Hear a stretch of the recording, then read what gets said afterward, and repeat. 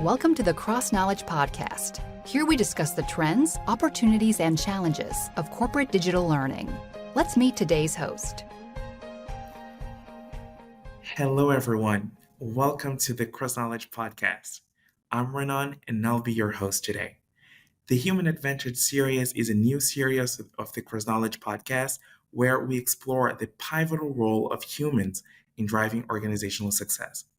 The idea is to hold candid conversations with business leaders and experts who have demonstrated a deep commitment to fostering a more human workplace. Today, we've got an incredible guest on the show.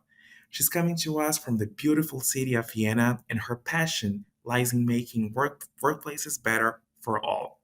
With over a decade of experience under her belt, she's got a talent for it all, from talent acquisition and employer branding to talent and leadership development, not to mention her expertise in change management. At RHI Magnesita, she's been spearheading people and culture initiatives in an international and multicultural setting, all while crafting strategies that fuel both business and personal growth. She is on a mission to create a workplace that's not just productive, but also positive, and she firmly believes that the well-being of employees is the key to sustained success. Joining us is Katharina Plamberger, a people and culture expert representing the refractory giant RHI Magnesita. She's bringing a unique perspective on how we can drive and support employee well-being in organizations. Welcome to our podcast, Katharina. It is a huge pleasure to have you here with us. Hello, Renan, and thank you very much for having me here as a guest in the CrossKnowledge podcast today. I'm really honored to being here and share my experiences and knowledge with you and the audience. And I must say, being described as passionate really sets the bar high for me. So I really hope I can live up those expectations. And yeah, I would say now let's talk about the wonderful city of Austria, the enchanting city of Austria, Vienna, you mentioned. And I really have to admit, I'm not actually a magical creature from a fairy tale, but I do appreciate the sentiment. And yes, I'm on a mission. It's pretty simple. I believe a positive workplace is a productive workplace. So at the end of the day, it's not just about getting the job done. It's really about creating an environment where people thrive. So, for example, just imagine a workplace where laughter echoes through the hallways and stress is as rare as a unicorn sighting. Okay, maybe that's a bit of an exaggeration, but you get the idea what I mean, yeah? Yeah, I do. And so, Renan, thank you very much for having me on this podcast. And yeah, let's make it a magical journey together. Yeah, sure thing. Well, I'm pretty sure that when I saw what you were doing, I thought you were the perfect guest for the podcast, and I really thought you were the expert in talking about the topic today, which is the employee well-being in organizations. But first of all, let's just like get this started. Can you share with us what's currently on your reading list? Yes, of course. I'm happy to start with that. Currently, I'm immersing myself in two thought-provoking realms. One is The Soul of a Woman by Isabel Allende. It's a Chilean novelist and feminist, and one of the most widely read authors of the world. And in her book, she's writing an inspiring and provocative memoir where she looks back on her life and writes about her most important topic, female empowerment. And I really love this book. It's a moving appeal of a great feminist, and I really can recommend it to every woman, but also to man. And my second book on my current reading list is a gripping thriller, so completely the opposite. Yeah. It's Celsius by Mark Ellsberg. I'm not sure if you know this author. It's an Austrian author, and he's writing a thriller about the climate crisis and where the climate challenges meets the pulse-pounding world of geoengineering. So something really completely different to Isabel Allende. But these reads not only captivate my attention, it really fuels my passion for two crucial topics. First is the women's empowerment, and second, the environmental challenges we are all facing. Yeah, I'm pretty sure those are great recommendations, and I'm adding them to my reading list as well. Well, so let's dive right into the topic of today's podcast. Katharina, you mentioned that well-being is in your agenda lately. When did the whole topic actually of employee well-being catch your attention? That's a good question, and it's important to understand the journey for myself, why I become an expert in the well-being topic. Well, employee well-being became really a focal point for me, particularly during the challenging time of the pandemic in 2020. So it wasn't just a professional concern, but a deeply personal one I have experienced. I have juggled both work and personal life amidst uncertainty, like I would say, almost all other peoples have done at this special period of time. And especially for those people with added roles like becoming teacher for their kids, yeah, the pressure was immense. And I have experienced several times when friends and family have shared their experiences and their worries with me. And let me also share a glimpse of my personal experience during the lockdown. Um, while on while I was on maternity leave with my first child, my experience was a paradox, I would say. So on the fortunate side, we had just moved to the countryside, providing a spacious house. So we had enough space. My husband was able to have his own home office within the house. I was at home on maternity leave, only focusing on my child. So we had been in a lucky situation, I would say, despite the lockdowns. But the flip side revealed a stark reality of social isolation, especially for myself. Despite the move, I found myself in a new town with limited social activities. I was not working, so also the connections with my colleagues have missed. And it took me around 1.5 years to truly integrate and build connections in my hometown. Because also in between the lockdowns, there weren't any social activities where I could go to with my child. And I also missed to align with other mothers, being the first time a mother and dealing with all the challenges of being the first time a mother and having a motherhood. So it was not that easy for me as well. And these experiences, not only mine, but also those of friends and colleagues, ignited my commitment to delve deeper into the mental health topic and also workplace well being. And I have looked up some statistics and they reinforce the urgency of this focus. For example, studies show that there has been an increased incidence of depression, anxiety, loneliness, and also stress during the lockdowns. And especially women have been affected by loneliness compared to men. So they were really at a higher risk of mental illness. And I guess it's also due to the double roles or several roles women are facing, like the professional role, the private role, being a wife, being a mother. So the mental load of female persons is really high, I have to say. Yeah. And but only not female persons have been impacted. Also, the young adults have struggled a lot. And in a study, it was found out that the anxiety levels of young adults, for example, almost doubled during the pandemic. So it was really, really high, and they also felt very isolated from their social contacts. Because especially as a young adult, when you are prospering, you define yourself through friends, through the social contacts you are having. And then with the lockdowns during the pandemic, it was all away they had. Yes, so they really felt alone, and it was easier to fall in depressions for them. Yeah. So as I encountered all these challenges personally and also witnessed them in others, it really strengthened my will to champion mental health support, not only for employees, but also for leaders in companies and also in my private life.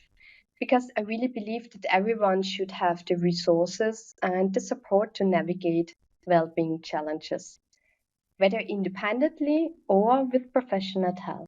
Yeah, you really laid out the foundation for our discussion. Just bringing the perspective, bringing the idea why it is so important to tackle this topic in organizations today, and and yeah, and as you just said, the topic is really urgent. Is as you were just saying, like sharing the statistics about the isolation, about loneliness of employees, and this affects productivity as well, and also people well-being in organizations, because if they are not feeling well, how they are going to work well with others, to work well, to perform, and all that. So that was also, that was very interesting what it just shared.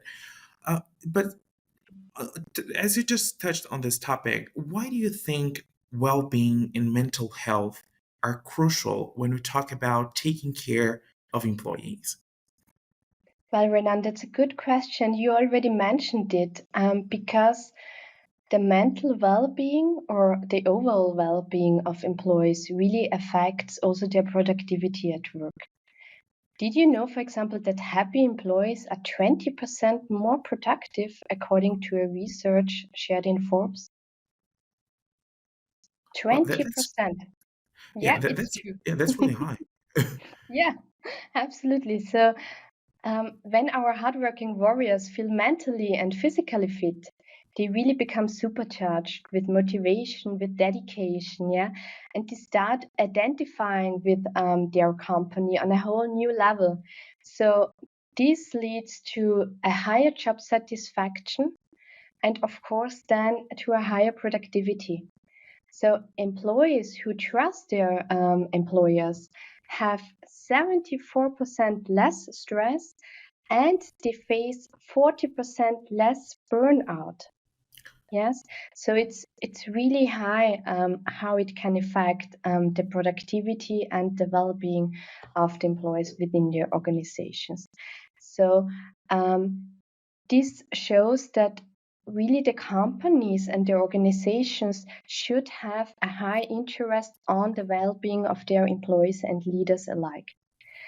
So you see that taking care of employees' well-being, especially their mental health, is like adding rocket fuel to our company's success. Yeah, Yeah, it's the secret ingredient, the secret sauce yeah, of exactly. Yeah, a good meal. Yeah, that propels us forward. Yeah, and I would say it's a call to action to every organization. Let's make well-being at work a priority and watch our company soar to new heights. Yeah, yeah. it's really important and crucial to focus on well-being at work. Yeah, well, and the problem is here and now, and if we do not do something about it, it's going to get worse as we move, and this can really compromise the future of organizations. Uh, but you're now that we're thinking about like employee well-being, and so who do you think should be in charge of championing well-being in organizations? Who should be responsible for that? Absolutely, I would say it's a team effort. Yeah, we cannot pick one dedicated person or role and say, "Hey, leaders, you are responsible for well-being," or only every employee is responsible for well-being. It's really a team effort. Yeah. For example, picture well-being in organizations like a symphony, where each team member, from the leaders down to every employee, plays a crucial role in creating a harmonious workplace. In thriving these workplaces, the melody of well-being is composed by the leadership team. Yeah? They are setting the tone and they inspire others to join. Like it is always, it's the same with a company culture. The senior leadership team is setting the tone, they are setting the right behavior, and they inspire others, and then the employees will join. And my suggestion, therefore, would be to kick off with the leaders by transforming them really into mental health champions. Then they become the conductors. They can orchestrate a positive atmosphere that resonates throughout the whole organization. Yeah. And once the leaders embody this well-being topic, it becomes catching. So this means that the employees naturally pick up the rhythm. Yeah. So they learn from their leader what well-being means, what a positive and healthy culture looks like, how I need to behave, and then they take over this behavior. It's like with our children. They are watching the adults and they copy this behavior. And so it is in companies with leaders and employees. And here's the key. Every individual is accountable for their well-being. Yeah. So everyone has their own accountability for their own well-being. It's not just a top-down approach. This also needs to be the people also need to be aware of that. It's a collective responsibility. Yeah. And that's why I really believe in empowering every person within an organization. This means that every individual within a company receives the knowledge and the tools to champion their own well-being. And it's a combined effort, and together we are strong, and together we can create a positive and healthy culture and work atmosphere within an organization. So it's just more or less like a ripple effect. So we start with the leader being a role model for well-being and mental health, and then that creates this ripple effect that is going to cascade throughout the organization. That's really interesting. But it's also very interesting that that what is said about that everyone should be accountable for their own mental health and well-being. And also, but also, it's very important that organizations make room for that, so then people can be accountable. That organizations can really foster that environment where people can feel well at work, right? Yes. Okay, so Katharina, can you share any helpful strategies that you have used to push the well-being agenda in organizations? Yes, absolutely, Renan. I'm happy to do that.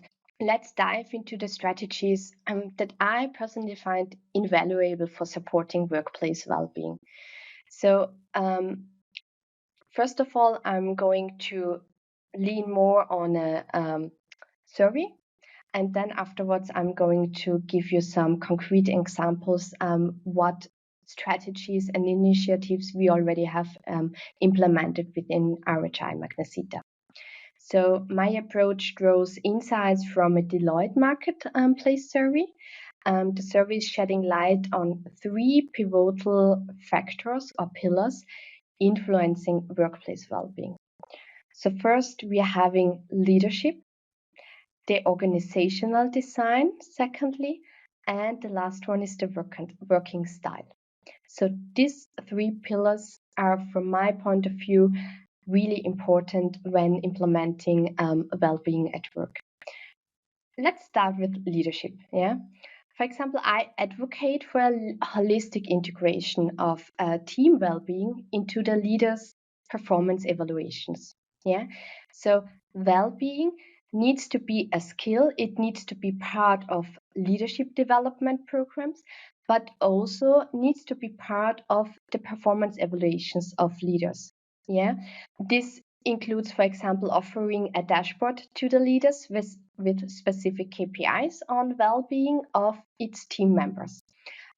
This can be, for example, the number of overtime hours. Yeah. the number of days off due to sickness.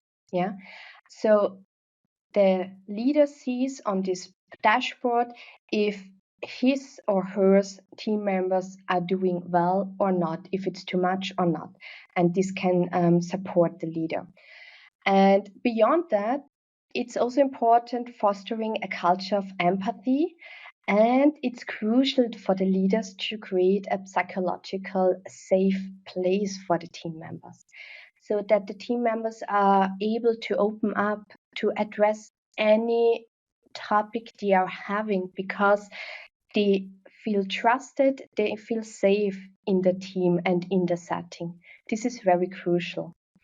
And we do not forget the value of recognition, because recognition does not need to be always monetary. It's about small, meaningful gestures. Yeah, this can be small actions, being thankful, recognizing the employees, the team members for their efforts, for any success they have made. Yeah, this is important to make a break in between all the stuffs and the priorities and tasks and projects, to pause a little bit and to be thankful and to recognize all the efforts the colleagues are doing. So let's move on to the second factor. It's about the organizational design. Here I emphasize the importance of re-evaluating meetings.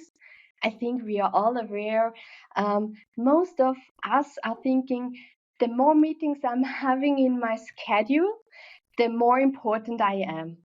And this is really a belief which is not supporting mental health or well-being at work, because it's not that way.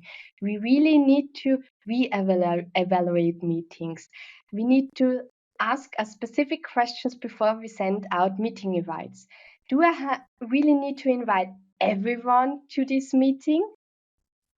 Are they adding any value? Is it enough to send some of the people after the meeting a summary and ask them specific questions if there are some questions still open? Do I need to schedule 60 minutes for this meeting, or maybe 45 minutes are enough? Is the agenda clear for everyone? Is the goal and the prospective outcome of the meeting clear? And asking myself these questions before sending out meeting invites, it helps everyone reducing the meeting invitations, and also the time we are sitting in meetings, and therefore it reduces also the stress. Yeah, so this is also a crucial step I would suggest to the organizations. Further step is setting expectations for mentoring, because it should be a vital part of the leadership roles. And also the design work should be less prescriptive. What I mean here is, for example, we are all publishing job ads with specific requirements, tasks, roles and responsibilities and expectations. It's always a long list of what a company would like to have when they are searching the ideal candidate for a position. But I think we need to step away a little bit and to reduce all the expectation and the description in the job ads. We also need to consider that we are searching for people with specific skills. Of course, they should match in a way with the job ad, with the searched job, of course.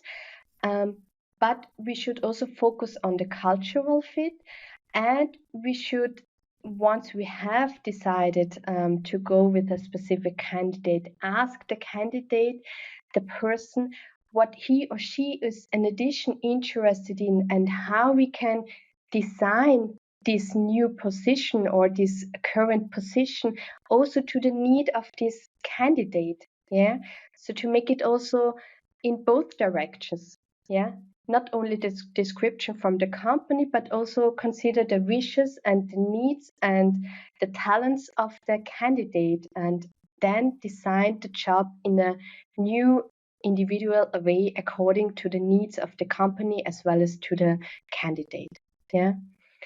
And this would be great because here we can match the skill sets and the interests with the roles and with the projects instead of focusing on levels and anything else like this.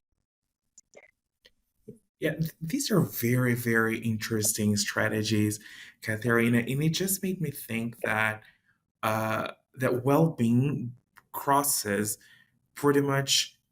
It's really linked to the culture, to organizational culture, actually, because you mentioned leadership, you mentioned like this dashboard that was very interesting for leaders. You mentioned uh, the way that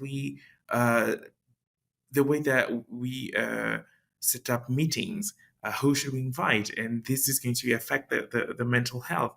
And lastly, you just mentioned like this way of people getting into the new for newcomers, actually for newcomers, like, okay, how you're going to design the works in a way that I can feel well and to perform and etc. So it really made me think that well-being is really linked to the culture of organizations, and it crosses pretty much everything, basically. Definitely, you've got the point, Renan. So Yeah, okay. here I can give you a great example of an initiative we have started within RHI Magnesita after the big merger of the two companies, RHI and Magnesita, in 2018. We have been a completely new company. And of course, we said we need a new positive and healthy work culture within our company. And how can we build this? And there we decided to set up a global culture champions network.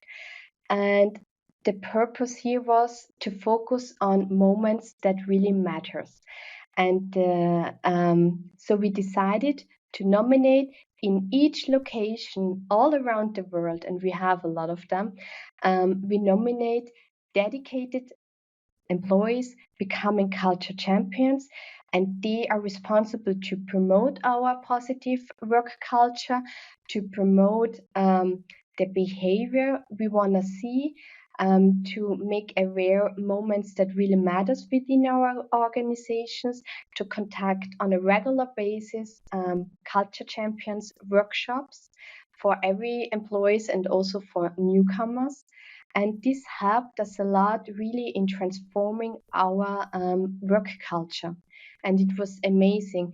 And you mentioned it, culture is a positive driver also for well-being.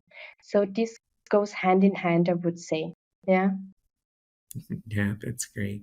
Well, from your perspective, how can L&D and HR professional help leaders and managers in tackling well-being and mental health at work?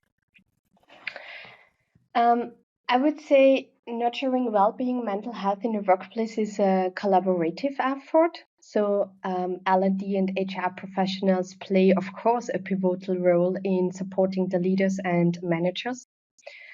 And key strategies can be, for example, first to raise awareness.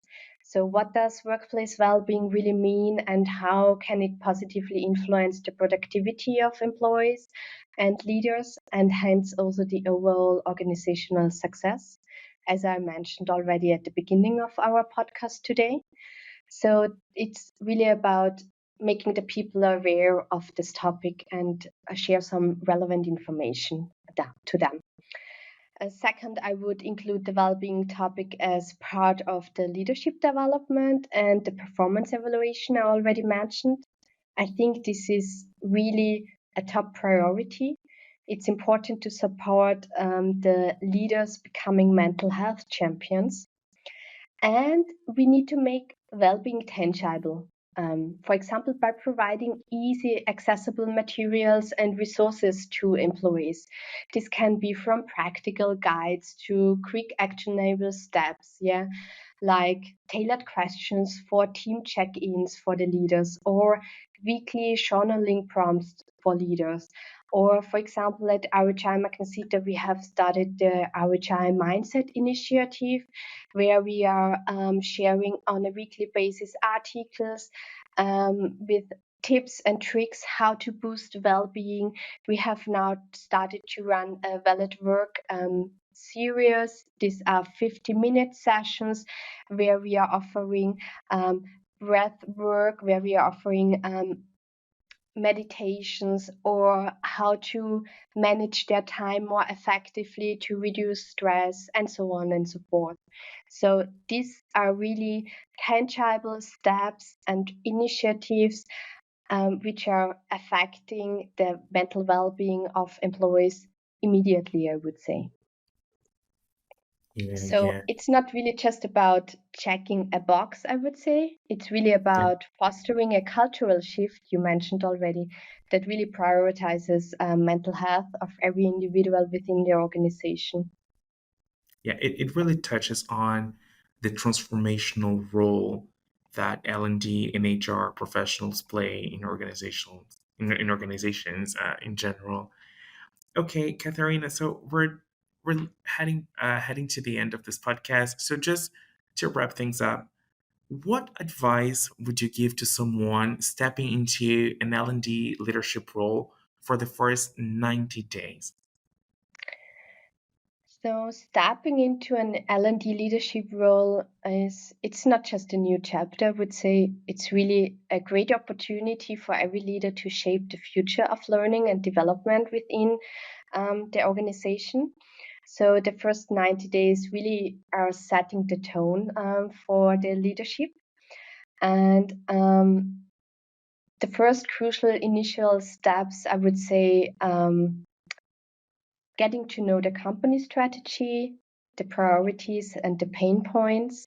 Because once you have a deep dive here, it's possible to compass and guide your decisions based on that. Then I would also really focus on the team. Team building is really, really important, especially in the first 90 days, by understanding the needs of the team members, making sure that they have all resources available, define together a way of working, and by creating a social contract, understanding the values of each team member and defining the values of the whole team. And it's also important to create a psychological safe place so that the team members feel safe, worth, and trusted within the team itself. And last but not least, I think it's also very important to create a good network within the organization. So it's important in the first 90 days to identify and connect with your stakeholders to understand their issues and needs, because this network will be then the collaborative force for all your driving initiatives. Yeah. So you are always coming back to them to get feedback on the planned initiatives and projects you want to launch. You need their feedback on the pain points, their insights. So it's really important for the ongoing success of the L&D department. And by weaving these insights into the strategy, you do only not lead the team and the L&D department, you are able really to shape the environment and the culture. And I think this is very crucial in this role. That's really great. That's really great advice, Katharina. Thank you so very much. Well, Katharina, thank you so very much. It was really great having you on the show today. I learned a lot from you, and it was really, really great to have you.